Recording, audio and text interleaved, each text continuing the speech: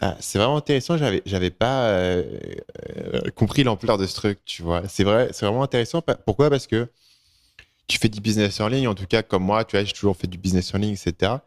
Tu as cette espèce de biais où tout doit se faire en ligne. Tu n'imagines même pas vraiment faire un événement physique. Et c'est intéressant de voir que tu as fait levier sur le site web, etc., pour monter cet événement-là. Plus ce que tu avais mentionné rapidement tout à l'heure, tu possèdes une salle à Annecy, c'est ça? Ouais, bah en fait, ce qui s'est passé aussi, c'est quand. Et c'est exactement ça. En fait, j'ai commencé sur Internet et je me suis rendu compte à partir d'un moment qu'Internet c'était bien, mais que j'avais besoin de plus de contacts humains. J'avais besoin de voir plus de gens qui avaient les mêmes valeurs que moi. Parce que même si on est sur Internet et qu'on discute, etc., ça remplacera jamais le fait d'aller prendre un café avec quelqu'un, d'aller s'entraîner avec quelqu'un, de partager une séance, de faire une activité. Ça remplacera jamais tout ça. Et je me suis dit, comme Superphysique était très gros, tu vois, on fait entre 20 et 30 000 visites par jour, je savais qu'il y avait des gens, tu vois, je marchais dans la rue, des fois des gens me reconnaissaient, disaient ah Rudy, Superphysique, c'est super, etc. Et je me suis dit, bah tiens, moi il me manque quelque chose, pourquoi on n'ouvrirait pas une salle exprès pour les gens qui suivent Superphysique et qui veulent justement profiter, qui ont les mêmes valeurs que moi en fait, mais qui sont également seuls dans leur coin pour mieux progresser ensemble. Et donc en 2014, c'est ce que j'ai fait. J'ai ouvert la première salle Superphysique, peut-être pas la dernière, ça dépend de l'avenir.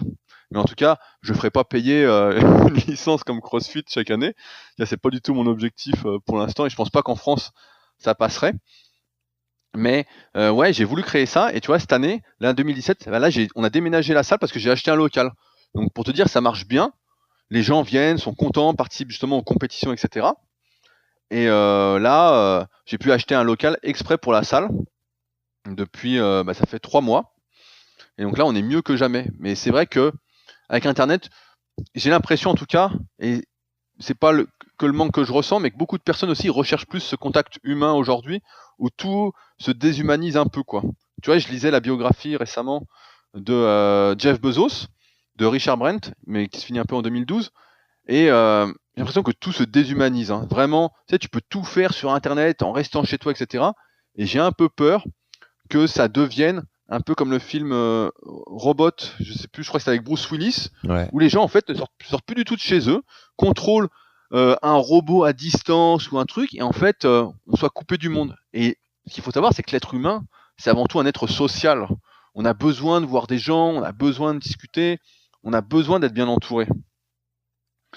Donc ouais, j'ai vraiment commencé par le net pour là je continue actuellement encore une fois sur le net, mais avec des rapports plus humains grâce à ma rubrique membre et encore plus humains avec l'organisation de compétitions. C'est un truc, je pense que tu n'es pas le seul à constater. Moi, je pense que l'anecdote que je peux raconter là-dessus, c'est pourquoi je suis au Vietnam, quoi. J'habite au Vietnam et les gens parfois ont l'impression que j'habite au Vietnam et je suis un peu tout seul dans mon coin, etc. Alors qu'en réalité, c'est tout l'inverse.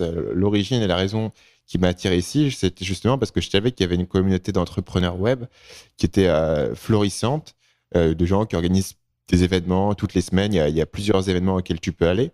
Et du coup, là où en France, effectivement, je connaissais un peu de monde, mais j'étais un peu isolé. Enfin, quand j'ai débuté à faire mon site, j'avais pas l'accès que je peux avoir aujourd'hui à différentes personnes. Et donc, du coup, j'étais un peu tout seul dans mon délire, quoi. J'avais personne qui partageait un peu mes idées, personne avec qui parler du dernier autorépondeur ou à parler d'un problème que tu pouvais avoir avec ton site ou ton marketing ou tes clients.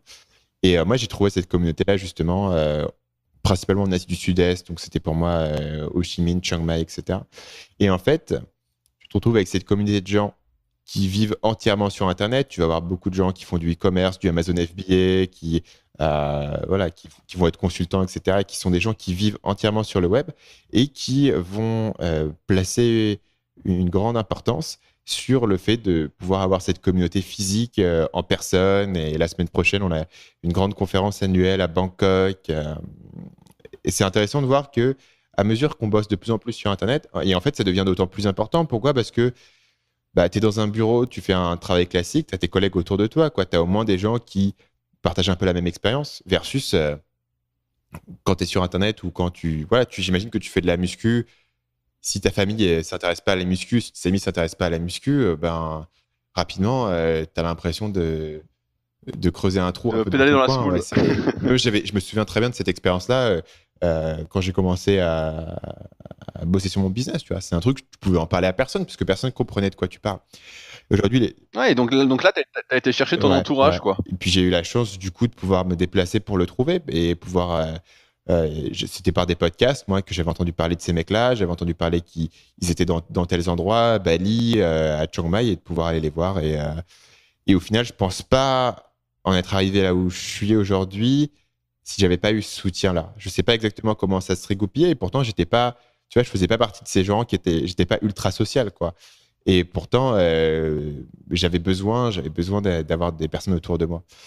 Salut, c'est Stan, j'espère que vous avez apprécié cet extrait du podcast Marketing Mania. Bien sûr, vous pouvez retrouver l'ensemble des épisodes du podcast, y compris les instructions sur comment vous abonner sur l'application Apple Podcast ou sur votre téléphone Android en vous rendant sur mon site à l'adresse marketingmania.fr/podcast. Je vous ai mis le lien dans la description de cette vidéo.